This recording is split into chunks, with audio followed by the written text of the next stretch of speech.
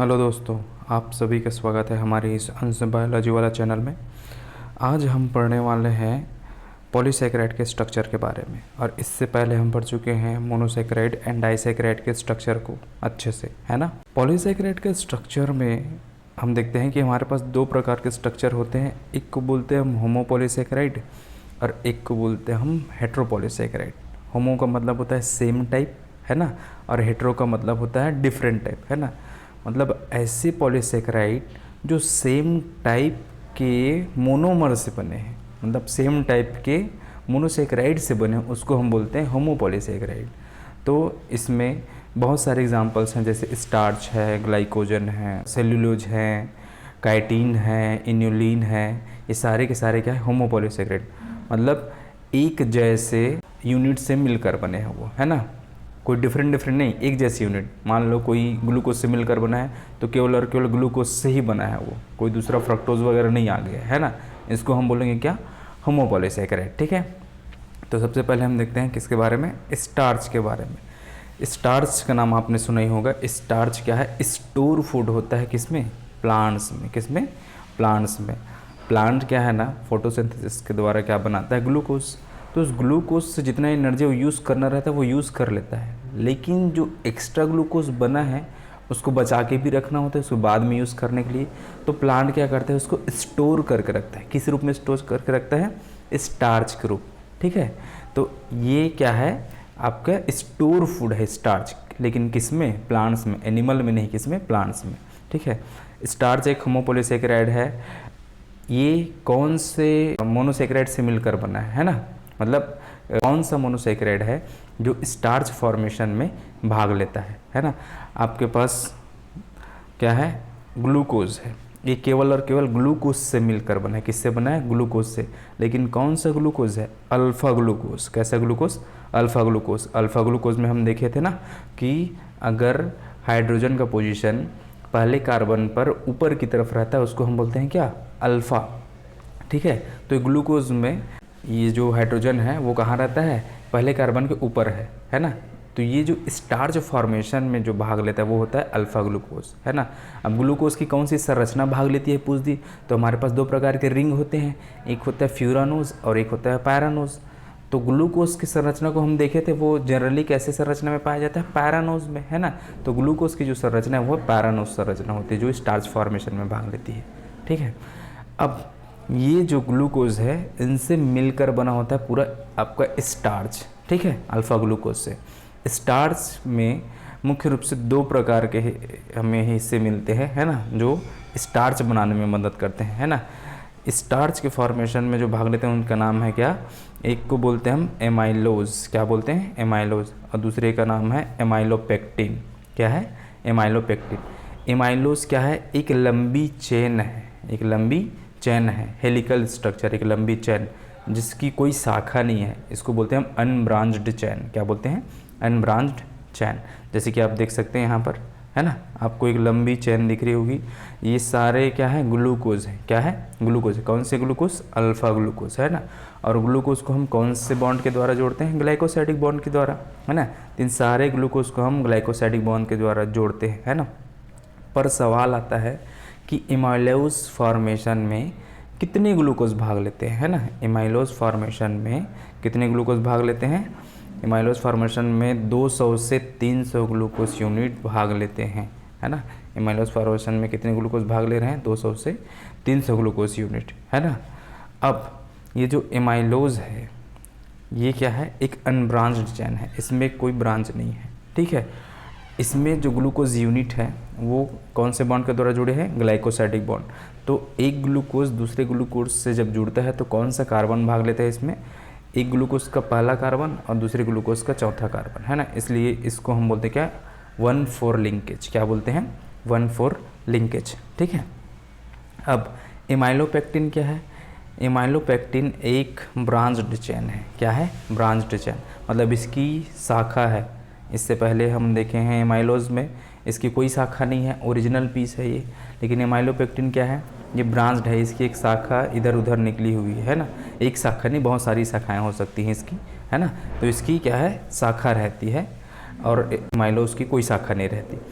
Amylopectin जो है ये क्या करता है, ये 24 से 30 ग्लूकोज मॉलिक्यूल्स ऐसे जुड़ के क्या बनाते हैं, ब्रांच बनाते हैं, एक साइड ब्रांच बनाते हैं ना।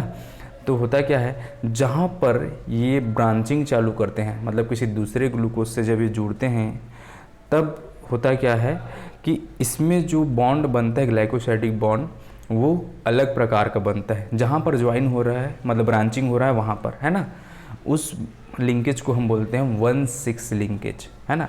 अगर ये सीधा है, इसमें कौन सा लिंकेज मिलेगा आपको, 1,4 लिंकेज। लेकिन जहाँ पर ब्रांचिंग होती है वहाँ पर कौन सा लिंकेज मिलेगा, 1,6 लिंकेज। और उससे आगे जो यूनिट जुड़े रहेंगे वो सारे के सारे जुड़े रहेंगे 1,4 लिंकेज के द्वारा। ठीक है, यहाँ पर हम देखेंगे ये अल्फ़ा ग्लूकोज है ना, 1,4 लिंकेज, और ये हो गया जहाँ पर जुड़ा है वहाँ पर 1,6 लिंकेज, है ना। इसके ऊपर में सारे के सारे 1,4 लिंकेज। ठीक है, अब ये जो ब्रांचिंग होती है वो हर 25वें शुगर पर होती है, मतलब जो मोनोसैकेराइड है ना ग्लूकोज, तो हर 25वें ग्लूकोज पर ये ब्रांचिंग हो जाती है, मतलब ब्रांचिंग वहाँ पर दिखाई देता है। और जहाँ ब्रांचिंग दिखाई देता है वहाँ पर हमको कौन सा लिंकेज मिलता है, 1,6 लिंकेज। कौन सा लिंकेज, 1,6 लिंकेज। ठीक है, इसको हम समझते हैं। देखिए हमारे पास क्या है, अल्फ़ा ग्लूकोज से मिलकर बना है इन्हें। सबसे पहले हम बहुत सारे अल्फ़ा ग्लूकोज इकट्ठा कर लेते हैं, अल्फ़ा ग्लूकोज बना लेते हैं हम बहुत सारे, है ना। इसको हम फिर जोड़ेंगे किससे, ग्लाइकोसाइडिक बॉन्ड से। ठीक है, तो इसको हम पहले इकट्ठा कर ली, अब हम इसको जोड़ने वाले कौन से बॉन्ड से, ग्लाइकोसाइडिक बॉन्ड। ये जो ग्रीन वाला आप देख रहे हैं ग्लाइकोसाइडिक बॉन्ड, कौन सा बॉन्ड, ग्लाइकोसाइडिक बॉन्ड। ठीक है, अब ये जो ग्लाइकोसाइडिक बॉन्ड बना है, ये इसमें कौन सा लिंकेज मिलता है, 1,4 की 1,6, इसमें रहता है कौन सा लिंकेज, इसमें रहता है 1,4 लिंकेज। कौन सा लिंकेज, 1,4 लिंकेज। ठीक है, अब जहाँ पर ब्रांचिंग होती है, मान लो ये वाला हिस्सा 25वां शुगर है, कौन सा, 25वां शुगर, है ना। यहाँ पर ब्रांचिंग हो रही है, यहाँ पर ये ग्लाइकोसाइडिक बॉन्ड बन गया। कौन सा बॉन्ड बन गया, ग्लाइकोसाइडिक बॉन्ड, है ना। तो ये जो ब्रांचिंग हुई है इस जगह पर कौन सा लिंकेज मिलता है, ये जो ब्रांचिंग हुई इस जगह पर मिलता है हमको क्या, अल्फ़ा 1,6 लिंकेज। कौन सा लिंकेज, अल्फ़ा 1,6 लिंकेज, है ना। लेकिन इसके बाद जो ग्लूकोज मॉलिक्यूल इससे जुड़ेंगे, इसमें कौन सा होगा, इसमें होता है हमारा क्या, इसमें होता है अल्फ़ा 1,4 लिंकेज। मतलब इससे अब जितने भी ग्लूकोज जुड़ेंगे ब्रांचिंग में, वो सारे के सारे कौन से लिंकेज से जुड़ेंगे, अल्फ़ा 1,4 लिंकेज। लेकिन जहाँ पर ब्रांचिंग होती है वहीं पर क्या मिलता है, केवल 1,6 लिंकेज। तो सिंपल सी बात, आपसे सवाल पूछा जाएगा कि स्टार्च में किस प्रकार का लिंकेज मिलता है, क्या इसमें 1,4 लिंकेज मिलता है, 1,6 मिलता है, या फिर दोनों मिलते हैं, या फिर इनमें से कोई नहीं। तो आपका ऑप्शन होना चाहिए बोथ। इसमें दोनों प्रकार के लिंकेज मिल रहे हैं, इसमें अल्फ़ा 1,6 भी मिल रहा है जहाँ ब्रांचिंग होती है वहाँ, और अल्फ़ा 1,4 भी मिल रहा है। ठीक है, क्लियर। चलिए फिर आगे बढ़ते हैं। ठीक है, इसके बारे में कुछ और डिटेल जान लेते हैं। देखिए ये जो जहाँ पर ग्लाइकोसाइडिक बॉन्ड बनता है वहाँ पर वाटर मॉलिक्यूल निकलते हैं ना, तो ये वाटर मॉलिक्यूल्स की बात है ना, वाटर मॉलिक्यूल्स से रिलीज़ होते हैं। ठीक है, अब हम जानते हैं इसके बारे में कि एमाइलोज जो हम देखें अनब्रांच्ड जो स्ट्रक्चर है वो क्या करता है, आयोडीन के साथ क्रिया करके क्या बनाता है, ये ब्लू कलर बनाता है। क्या बनाता है, ब्लू कलर। मतलब सिंपल, स्टार्च के प्रेजेंस जानने के लिए हम आयोडीन टेस्ट करते हैं कि स्टार्च है या नहीं उसमें। तो होता क्या है, अगर उस स्टार्च में एमाइलोज की मात्रा ज़्यादा है तब वो कौन सा कलर देगा, ब्लू कलर देगा, है ना। लेकिन यदि एमाइलोज की बजाय एमाइलोपेक्टिन की मात्रा ज़्यादा है तो वो कौन सा कलर देगा, वो रेड कलर देता है। कौन सा कलर, रेड कलर देता है। एमाइलोज डीप ब्लू कलर क्यों देता है, क्योंकि एमाइलोज का स्ट्रक्चर कैसा रहता है, हेलिकल स्ट्रक्चर है। तो जो आयोडीन है उसमें फंस जाते हैं, आयोडीन किस में फंस जाते हैं, उस हेलिकल स्ट्रक्चर में। इस कारण से उसका कलर क्या होता है, डीप ब्लू होता है। ठीक है, अब ये जो एमाइलोपेक्टिन है वो रेड कलर देता है आयोडीन के प्रेजेंस में। अब हम कुछ एग्जाम्पल देखेंगे, उसमें आपको बताना है कि यहाँ पर कौन सा कलर दिखेगा। जैसे कि आलू में क्या है, स्टार्च की मात्रा रहती है, स्टार्च है ना, स्टार्च है ना, स्टार्च नहीं रहता आलू में स्टार्च है, चावल में स्टार्च है ना। तो आलू में 20% तक एमाइलोज है। कितने परसेंट, 20%। और इसमें 80% तक एमाइलोपेक्टिन है। ठीक है, तो ये कौन सा कलर देगा, इसमें सबसे ज़्यादा मात्रा किसकी है, एमाइलोपेक्टिन की। तो आप कमेंट में बताइए इस कौन सा कलर देगा, रेड देगा या फिर ब्लू कलर देगा। ठीक है, अब राइस आते हैं। राइस में 15 से 17% तक एमाइलोज है ना, और बाकी क्या है, एमाइलोपेक्टिन। तो ये कौन सा कलर देगा, कमेंट में बिल्कुल बताइए, है ना, रेड देगा कि ब्लू देगा। ठीक है, चलिए आगे बढ़ते हैं अपन। अब हम देखने वाले हैं किसके बारे में, सेल्यूलोज के बारे में। किसके बारे में, सेल्यूलोज। सेल्यूलोज क्या है, एक पॉलीमर है, होमोपॉलीसेकेराइड है ना। ये ब्रांच्ड चेन है या फिर अनब्रांच्ड है ना। सेल्यूलोज प्लांट में मिलता है, प्लांट में बनता है ना। सेल्यूलोज मेन कंपोनेंट है प्लांट के सेल वाल का, है ना। सेल वाल जो बना रहता है वो मेनली सेल्यूलोज से ही बना रहता है। ठीक है, तो ये जो सेल्यूलोज है ये क्या है, एक पॉलीसेकेराइड है। क्या है, पॉलीसेकेराइड है। होमोपॉलीसेकेराइड है कि हेट्रो है, होमोपॉलीसेकेराइड है। तो कौन कौन से यूनिट से मिलकर बना होता है वो हम देखते हैं ना, कि कितने, क्या उसमें ग्लूकोज भाग ले रहे हैं या फिर फ्रक्टोज भाग ले रहे हैं, या फिर अल्फ़ा ग्लूकोज है कि बीटा ग्लूकोज है, कि अल्फ़ा फ्रक्टोज है कि बीटा फ्रक्टोज है ना। तो हमारे पास ये जो सेल्यूलोज है वो क्या है, एक अनब्रांच्ड चेन है, मतलब इसकी कोई शाखा नहीं है ओरिजिनल। ठीक है, ये कौन से ग्लूकोज से मिलकर बना है, बीटा ग्लूकोज से। कौन से, बीटा ग्लूकोज से। तो ये बीटा ग्लूकोज की संख्या सेल्यूलोज में 6000 से लेकर 10,000 तक हो सकती है। ठीक है, अब ये जो चेन है ये अनब्रांच्ड है, मतलब समझ रहे हैं ना, यहाँ पर कहीं पर कोई ब्रांचिंग नहीं है ना। तो ग्लूकोज जब एक दूसरे से जुड़ते हैं एक लाइन में, तो कौन सा लिंकेज होता है, हमेशा वहाँ पर कौन सा लिंकेज देखने को मिलता है हमको, 1,4 लिंकेज। कौन सा लिंकेज, 1,4 लिंकेज। तो ये बीटा ग्लूकोज है तो यहाँ पर कौन सा लिंकेज मिलेगा हमको, बीटा 1,4 लिंकेज। ठीक है, अगर इसमें ब्रांचिंग होती तो ब्रांचिंग पोजीशन में हमको 1,6 देखने को मिलता, लेकिन इसमें ब्रांचिंग नहीं है तो यहाँ पर हमको केवल कौन सा लिंकेज देखने को मिलेगा, केवल और केवल 1,4 लिंकेज। मतलब सेल्यूलोज में केवल 1,4 लिंकेज पाया जाता है, 1,6 लिंकेज नहीं पाया जाता। ठीक है, ये सेल वाल का मेन कंपोनेंट है प्लांट में, है ना। अब देखा जाए तो सेल्यूलोज से हम चारों तरफ से घिरे हुए हैं। हमारा जो लकड़ी का जो टेबल है, चेयर है ना, हमारे कपड़े, पेपर, ये सारे के सारे क्या है, सेल्यूलोज से ही तो बने हैं, है ना। तो देखा जाए तो हम सेल्यूलोज से घिरे हुए हैं, पेड़ पौधों से लेकर हमारे आसपास के वातावरण में सेल्यूलोज की मात्रा बहुत ज़्यादा है। ठीक है, सेल्यूलोज जो वुड में मिलता है ना, उसमें सेल्यूलोज की मात्रा रहती है 50%। वुड मतलब हो गया नॉर्मल लकड़ी में, अगर हम बात करें, एक लकड़ी को आप देखते हो सिंपल तने को काट के, तो उस लकड़ी में सेल्यूलोज की मात्रा लगभग होती है कितनी, 50%, है ना। लेकिन यदि हम बात करें कॉटन की, कॉटन मतलब रुई, है ना, रुई की बात करें तो उसमें 90% तक क्या रहता है, सेल्यूलोज पाया जाता है। क्या पाया जाता है, सेल्यूलोज। ठीक है, पेपर्स बने रहते हैं सेल्यूलोज से, सिंपल है ना। सेल्यूलोज पल्प से क्या बनाते हैं, पेपर्स बनाते हैं। रेयॉन फाइबर्स एक आर्टिफिशियल सिल्क होता है, इसके निर्माण में सेल्यूलोज का यूज़ किया जाता है ना। रेयॉन फाइबर्स क्या है, कॉटन की तरह है ना, लेकिन वो कॉटन से अलग होता है।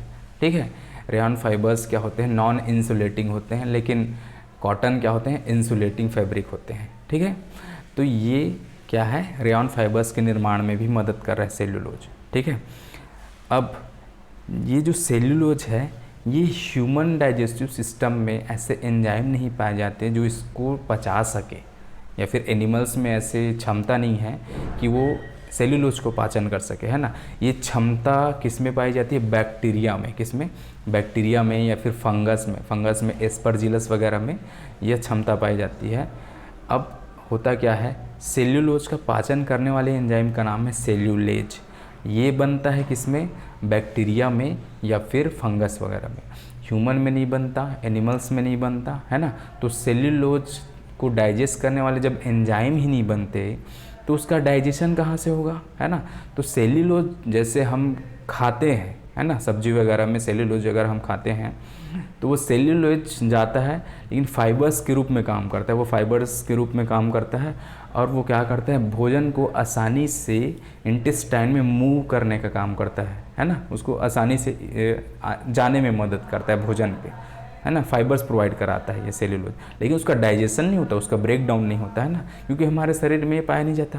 लेकिन एनिमल्स जो चारा वगैरह खाते हैं, है ना, कैटल्स की बात करें हम, गाय बछड़े, है ना, हॉर्स वगैरह की, तो ये सब खाते हैं तो उनको तो मिल जाता है वो चीज़। तो एक चीज़ उनके पेट में, है ना, उनके पेट में कुछ बैक्टीरिया पाए जाते हैं, जो बैक्टीरिया क्या करते हैं, सेल्यूलोज है इसको क्या करते हैं, डाइजेस्ट कर देते हैं। उस बैक्टीरिया का नाम है जनरली रूमेनोकॉकस करके, क्योंकि उसके रूमेन में पाया जाता है ना, तो ऐसा नाम रख दिया उसका रूमेनोकॉकस करके, है ना।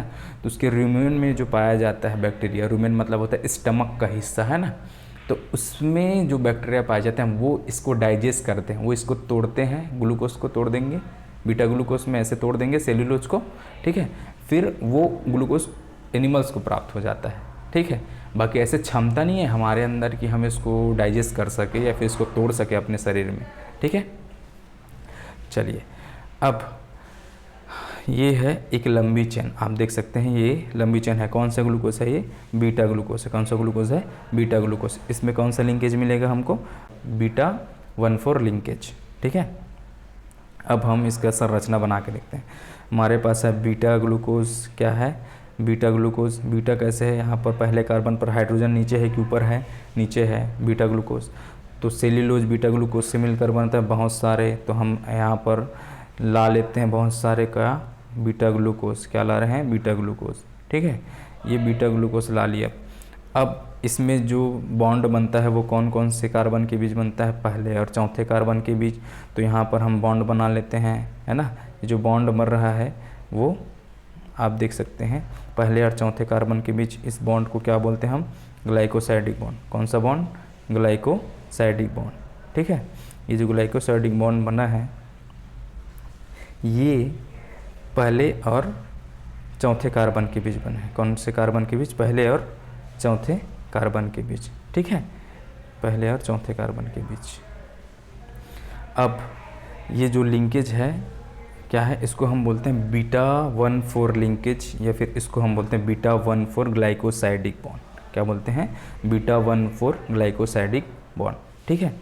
अब जब जब ये बनता है ग्लाइकोसाइडिक बॉन्ड, क्या बनते हैं, क्या रिलीज़ होते हैं यहाँ से, वाटर मॉलिक्यूल्स रिलीज होते हैं। क्या रिलीज़ होते हैं, वाटर मॉलिक्यूल्स। जितने ग्लाइकोसाइडिक बॉन्ड बनेंगे, जैसे मान लो 6000 ग्लूकोज मिले हैं, यहाँ है 6000 ग्लूकोज मिलकर सेल्यूलोज बना है, तो 6000 में आप एक माइनस कर दो, है ना, 5999। तो इतने ग्लाइकोसाइडिक बॉन्ड बनेंगे, मतलब इतने वाटर मॉलिक्यूल्स यहाँ से रिलीज़ होंगे, है ना। जितने ग्लाइकोसाइडिक बॉन्ड बनेंगे उतने ही वाटर मॉलिक्यूल्स रिलीज़ होंगे। क्लियर, सिंपल सी बात है। इसको चिपकाने के लिए हम यहाँ से वाटर मॉलिक्यूल्स को निकालना पड़ेगा ना, पानी की मात्रा रहती है तो चिपकता नहीं है ना, तो पानी की मात्रा को हटाना पड़ता है तब चिपकाते हैं। तो वैसे ही ग्लाइकोसाइडिक बॉन्ड जब बनता है, दो ग्लूकोज चिपकते हैं, तो वहाँ से क्या रिलीज़ होता है, वाटर मॉलिक्यूल रिलीज़ होता है। Clear, clear. अब हम देखेंगे इसके बाद एक और पॉलीसैकेराइड जिसको बोलते हैं ग्लाइकोजन। क्या बोलते हैं, ग्लाइकोजन। ग्लाइकोजन किस में मिलता है भाई, ग्लाइकोजन प्लांट में बनता है क्या, नहीं बनता, है ना। ग्लाइकोजन बनता है एनिमल्स में। किस में, एनिमल्स में। ये स्टोर फॉर्म है कार्बोहाइड्रेट का एनिमल्स में, एंड फंजाई में भी इसका स्टोरेज होता है ना। फूड को स्टोर करके रखता है, मतलब बचा के रखता है खाना, ताकि बाद में इसका यूज़ कर सके, है ना। तो ये एनिमल्स में इसका जो स्टोरेज है वो मेनली लीवर एंड मसल्स में होता है। किसमें, लीवर एंड मसल्स में। अब इसको हम एनिमल स्टार्च भी बोलते हैं। ग्लाइकोजन को क्या बोलते हैं हम, एनिमल स्टार्च। क्यों बोल रहे हैं पहले ये समझते हैं। एनिमल स्टार्च बोलने के पीछे का रीज़न क्या है, देखो। सबसे पहले चीज़, हमको ग्लूकोज किससे मिलता है, प्लांट प्रोडक्ट से, मतलब स्टार्च बाहर से हम खाएंगे, चाहे चावल खाएं, आलू खाएं, जिसमें स्टार्च है उसकी बात कर रहे हैं। तो स्टार्च बना है किससे, अल्फ़ा ग्लूकोज से। किससे, अल्फ़ा ग्लूकोज से, है ना। अब ये जो स्टार्च है, इसको जैसे हम खाते हैं, अल्फ़ा ग्लूकोज टूटा, तो जो ग्लूकोज बचता है उसको हम स्टोर करके रखेंगे। तो स्टार्च में था अल्फ़ा ग्लूकोज, तो अल्फ़ा ग्लूकोज ही तो टूटेगा ना, वो बचेगा, उसको हम स्टोर करके रखते हैं। तो ग्लाइकोजन भी जो बना रहता है ना, वो किससे बना रहता है, अल्फ़ा ग्लूकोज से। किससे, अल्फ़ा ग्लूकोज से। अब ऐसे मत बोलना कि अल्फ़ा ग्लूकोज आया कहाँ से, हम स्टार्च खाते हैं वो बना रहता है अल्फ़ा ग्लूकोज से, तो जो बना रहेगा उसी चीज़ से वही तो स्टोर होगा ना। तो जो एनिमल में बनता है ना, स्टोर होता है, इस कारण से इसको बोलते हैं हम ग्लाइकोजन, है ना। एनिमल में अलग नाम दे दिए हैं, बनने के लिए वही है ये, है ना, अल्फ़ा ग्लूकोज से ही बना हुआ, लेकिन एनिमल में बनता है इस कारण से इसको बोल दिए हम ग्लाइकोजन। ठीक है, ये जो है स्टार्च की तुलना में ज़्यादा ब्रांच्ड रहता है। ब्रांच्ड का मतलब समझ रहे हैं, बहुत ज़्यादा शाखा निकली हुई है इसकी, बहुत ज़्यादा शाखाएँ, है ना। ठीक है, अब एक बात बताइए, अगर इसमें ब्रांचिंग है तो इसमें कौन सा लिंकेज मिलेगा? सिंपल, इसमें ग्लूकोज जुड़ा है एक दूसरे से, मतलब 1,4 लिंकेज तो मिलेगा ही मिलेगा, है ना। लेकिन जहाँ पर ब्रांचिंग होती है वहाँ पर कौन सा लिंकेज मिलता है? 1,6 लिंकेज। मतलब ग्लाइकोजन में हमको कितने प्रकार के लिंकेज देखने को मिलेंगे? 2 प्रकार के। एक को बोलते हैं हम अल्फ़ा 1,4 लिंकेज और एक को बोलते हैं हम अल्फ़ा 1,6 लिंकेज। अल्फ़ा 1,6 लिंकेज कहाँ बनता है? जहाँ पर ब्रांचिंग होता है ना। तो स्टार्च में जो ब्रांचिंग है वो हर 25वें शुगर पर हो रहा था ना, यहाँ पर जो ब्रांचिंग होती है ग्लाइकोजन में वो कम, मतलब बहुत कम शुगर्स में चालू हो जाता है ब्रांचिंग, 8 से लेकर 11 शुगर्स के बीच ब्रांचिंग हो जाता है। अब ये जो ग्लाइकोजन है ये रेड कलर देता है आयोडीन के प्रेजेंस में। अब कैसे रेड कलर देता है, ध्यान देना, समझना इस चीज़ को, है ना। इसमें किसकी मात्रा ज़्यादा है? ब्रांचिंग है, ब्रांचिंग रहता है, तो ब्रांचिंग स्ट्रक्चर किसका रहता है? एमाइलोपेक्टिन की। जब एमाइलोपेक्टिन की मात्रा ज़्यादा है तो एमाइलोपेक्टिन क्या करता है, कौन सा रंग देता है आयोडीन के प्रेजेंस में? Red colour. तो इसलिए ग्लाइकोजन का अगर हम आयोडीन टेस्ट करते हैं तो हमको कौन सा कलर देखने को मिलेगा? Red colour. किसके कारण मिलेगा? एमाइलोपेक्टिन के कारण, है ना, एमाइलोपेक्टिन के कारण। सिंपल, आपके पास यहाँ पर देखिए ये क्या है, एक लंबी चेन है, ये क्या है? ग्लूकोज मॉलिक्यूल्स हैं। कौन से ग्लूकोज हैं? Alpha glucose. कौन से ग्लूकोज हैं? Alpha glucose. इसको आप ऐसे लंब चेन बना के रखे हो। अब ये एक दूसरे से कौन से लिंकेज के द्वारा जुड़े रहेंगे? 1,4 लिंकेज के द्वारा, 1,4 ग्लाइकोसाइडिक बॉन्ड के द्वारा। अब जब इसमें ब्रांचिंग होता है ना, जब इसमें ब्रांचिंग होता है उस टाइम पे कौन सा लिंकेज बनता है? वहाँ पर बनता है 1,6 लिंकेज। कौन सा लिंकेज? 1,6 लिंकेज। ठीक है, इसकी संरचना को हम समझ लेते हैं अच्छे से, है ना। जैसे कि आपके पास यहाँ पर देखिए ग्लाइकोजन फॉर्मेशन। ठीक है, ग्लाइकोजन कैसे फॉर्म होता है? ग्लाइकोजन बनता है अल्फ़ा ग्लूकोज से, तो पहले सारे के सारे अल्फ़ा ग्लूकोज को हम जोड़ लेते हैं। अल्फ़ा ग्लूकोज को पहले बुला लेते हैं, सारे के सारे अल्फ़ा ग्लूकोज, आओ आओ आओ, आ गए अल्फ़ा ग्लूकोज। ठीक है, अब अल्फ़ा ग्लूकोज को जोड़ने के लिए हम ग्लाइकोसाइडिक बॉन्ड बनाते हैं। कौन सा बॉन्ड बनाते हैं? Glycosidic bond. तो ग्लाइकोसाइडिक बॉन्ड किसके किसके बीच बन रहा है? ये लंबी चेन है तो 1 और 4 आमने सामने हैं, तो जाहिर सी बात है किसके किसके बीच बनेगा? 1 और 4 के बीच, पहले कार्बन और चौथे कार्बन के बीच। तो हम बॉन्ड बना लेते हैं। ये बन गया हमारा एक ग्लाइकोसाइडिक बॉन्ड, दूसरा ग्लाइकोसाइडिक बॉन्ड, तीसरा ग्लाइकोसाइडिक बॉन्ड, है ना। ये क्या है? ग्लाइकोसाइडिक बॉन्ड है। क्या है? Glycosidic bond. ठीक है, अब ये जो बॉन्ड बना है ये किसके किसके कौन से कार्बन के बीच बना है ना। ये जो बॉन्ड बना है ये बना है 1 और 4 कार्बन के बीच, तो इसको बोलते हैं अल्फ़ा 1,4 लिंकेज। ठीक है, और ये जो ब्रांचिंग जहाँ पर होगा, है ना, ये देखिए ब्रांचिंग जहाँ पर होगा वहाँ पर कौन सा लिंकेज मिलता है? आप देखिए ये जो अल्फ़ा ग्लूकोज ऊपर में है इसका पहला कार्बन है और ऊपर में कौन सा कार्बन फ्री है? इसका छठवां कार्बन। तो ये जो आपको ब्रांचिंग दिखता है वहाँ पर कौन सा लिंकेज मिलेगा? आपको देखने को मिलेगा क्या? Alpha 1,6 linkage. कौन सा लिंकेज? Alpha 1,6 linkage. अब इसमें जो ग्लूकोज आगे जुड़ेंगे इस ब्रांचिंग में, तो वो कौन से लिंकेज के द्वारा जुड़ेंगे? आप देखिए यहाँ पर हम ला देते हैं क्या? Alpha glucose. अब यहाँ पर कौन कौन से कार्बन आमने सामने हैं? देखिए पहला कार्बन सामने है और चौथा कार्बन, तो यहाँ पर फिर से कौन सा लिंकेज चालू हो जाएगा? यहाँ पर फिर से चालू हो जाएगा अल्फ़ा 1,4 लिंकेज। ठीक है, केवल ब्रांचिंग पोजीशन पर ही आपको 1,6 लिंकेज देखने को मिलता है, बाकी जगह पर आपको अल्फ़ा 1,4 लिंकेज ही देखने को मिलेगा ग्लाइकोजन में। लेकिन अगर आपसे सवाल पूछ दें कि स्टार्च और ग्लाइकोजन की तुलना में किसमें 1,6 लिंकेज ज़्यादा देखने को मिलेंगे, तो आप बोलिएगा ग्लाइकोजन में, क्योंकि ये स्टार्च की तुलना में हाईली ब्रांच्ड संरचना है। ठीक है, चलिए आगे बढ़ें। अब हम देखेंगे इनुलिन के बारे में। किसके बारे में? इनुलिन के बारे में। क्या होता है इनुलिन? इनुलिन शब्द सुने हैं क्या पहले हम? इनुलिन शब्द सुन चुके हैं। ये एक ऐसा पॉलीमर है जो किससे बना होता है? फ्रक्टोज से मिलकर बना होता है। किससे? फ्रक्टोज से, है ना। तो इनुलिन क्या है? एक अनब्रांच्ड चैन है। किसकी? बीटा फ्रक्टोज की। किसकी? बीटा फ्रक्टोज की। फ्रक्टोज की संरचना कैसे रहती है? फ्यूरानोज की पैरानोज। तो फ्रक्टोज की संरचना हम देखे हैं फ्यूरानोज रहती है ना, एफ से फ्रक्टोज, एफ से फ्यूरानोज। तो ये जो चैन है ये अनब्रांच्ड है, ध्यान रखिएगा। ये जो चैन है ये क्या है? अनब्रांच्ड, इसकी कोई शाखा नहीं है, ठीक है। अब फ्रक्टोज में जो बॉन्ड बनता है एक दूसरे के बीच, वो बॉन्ड बनता है 1,2, मतलब एक फ्रक्टोज का पहला कार्बन और दूसरे फ्रक्टोज का दूसरा कार्बन के बीच, है ना। मतलब इसमें कौन सा आपको लिंकेज देखने को मिलेगा? बीटा 1,2 लिंकेज, ठीक है। फ्रक्टोज यूनिट की जो संख्या है वह 30 तक हो सकती है इसमें, है ना। ये जो चैन बनती है इनुलिन की, इसमें 30 तक हो सकती है।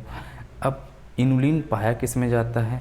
इनुलिन पाया जाता है ट्यूबर्स में, रूट्स में, है ना। जैसे आर्टिचोक हो गया या फिर डहलिया हो गया, इसके रूट में आपको देखने को मिलेगा क्या? इनुलिन, है ना। इनुलिन जहाँ है वहाँ पर आप देखिए जो रूट या फिर ट्यूबर्स मीठे हैं ना, उसमें आपको इनुलिन मिलेगा, है ना। क्योंकि ये किससे बना? फ्रक्टोज से। फ्रक्टोज को हम किस नाम से जानते हैं? इसको हम स्वीट शुगर बोलते हैं। क्या? कौन सा शुगर? स्वीट शुगर, ठीक है। वो बहुत ज़्यादा क्या है? मीठा रहता है फ्रक्टोज। दूसरे कार्बोहाइड्रेट की तुलना में फ्रक्टोज ज़्यादा मीठा रहता है, ठीक है। तो ये जो है वो मीठा रहता है, जो भी ट्यूबर्स मीठे रहते हैं उसमें इनुलिन मिलेगा, है ना। अब इसका यूज़ हम करते हैं किडनी फंक्शन टेस्ट में। किसमें? किडनी फंक्शन टेस्ट में। किडनी अगर ख़राब हो गई है तो वहाँ पर इनुलिन का यूज़ किया जाता है टेस्ट करने, जिसको हम GFR बोलते हैं। क्या बोलते हैं? GFR, ग्लोमेरुलर फिल्ट्रेशन रेट बोलते हैं। ये टेस्ट होता है किडनी को चेक करने के लिए, वो प्रॉपर फंक्शन कर रहा है फिर नहीं, ग्लोमेरुलस से वो छन के जा रहा है या नहीं इनुलिन, है ना। तो ये जो टेस्ट होता है ये इनुलिन के आधार पर किया जाता है, किडनी फंक्शन टेस्ट, ठीक है। चलिए, अब ये क्या है? अनब्रांच्ड चैन है, तो आप देखिए यहाँ पर बीटा फ्रक्टोज के एक लंबी चैन हम लगा दिए। इसको हम ऐसे साइड साइड नहीं किए, इसको हम एक के ऊपर एक सिक्के को जमा कर रखते हैं ना, वैसे जमा कर रखे हैं। क्यों रखे हैं? यहाँ पर आप देखिए, संरचना देख के समझ में आ जाएगा आपको, है ना। ये जो आपके सामने संरचना है ये देखिए, अगर इसको हम साइड साइड में रखते तो 1,2 लिंकेज नहीं हो पाता, है ना। 1,2 लिंकेज कहाँ हो पाता? नहीं हो पाता। लेकिन जिसको जैसे हम इसको एक के ऊपर एक रखते हैं तो यहाँ पर हमको देखने को मिलता है कि एक फ्रक्टोज का दूसरा और दूसरे फ्रक्टोज का पहला, ऐसे तो पहला दूसरा कार्बन के बीच ये लिंकेज हमको देखने को मिलता है ना, ठीक है। ये जो लिंकेज है ये कौन सा लिंकेज है? Beta 1,2 linkage. कौन सा लिंकेज? बीटा 1,2 लिंकेज, ठीक है। तो ये इनुलिन ऐसे बहुत सारे फ्रक्टोज यूनिट को मिलाकर बनते हैं। यहाँ एग्जाम्पल के लिए आपको केवल 3 जोड़ के दिखा दिए हैं, है ना। लेकिन ऐसे बहुत सारे यूनिट्स 8-10 ऐसे मिलकर बना होता है इनुलिन, ठीक है। चलिए, ठीक है। अब हम आगे बढ़ते हैं काइटिन के बारे में। किसके बारे में? काइटिन के बारे में, ठीक है। अब हम पढ़ेंगे काइटिन के बारे में। काइटिन क्या है? काइटिन को आप कई बार सुने होंगे, है ना। जब हम कॉकरोच वगैरह की बात करते हैं, कीड़े मकोड़ों की बात करते हैं ना, तो उसके बाहर का जो हड्डी है, जो बाहर का जो स्केल आपको दिखाई देता है, वो होता है क्या? काइटिन। तो जितने भी कीड़े मकोड़े रहते हैं उसके बाहर के जो लेयर आपको दिखाई देता है कॉकरोच में या फिर मकड़ी वगैरह में, वो काइटिन की बनी होती है। और यहाँ तक कि जो सेल वॉल होता है फंजाई का, फंजाई मतलब कवक का, है ना, वो भी किससे बना होता है? काइटिन से बना होता है ना। तो जितने भी आर्थ्रोपोड्स हैं उसके एक्सोस्केलेटन में, मतलब बाह्य कंकाल में, मतलब बाहरी संरचना में, बाहर से ही देखने को मिल जाएगा आपको क्या? काइटिन। उसकी संरचना बनी होती है काइटिन से। और सेल वाल जो रहता है फंजाई का, वो भी किससे बना रहता है? काइटिन से, ठीक है। अब इसको हम बोलते हैं क्या? Fungal cellulose. क्यों बोलते हैं भाई फंगल सेल्यूलोज? सेल्यूलोज कैसा था? ब्रांच था कि अनब्रांच था? सेल्यूलोज एक अनब्रांच चैन था, मतलब उसकी कोई शाखा नहीं थी।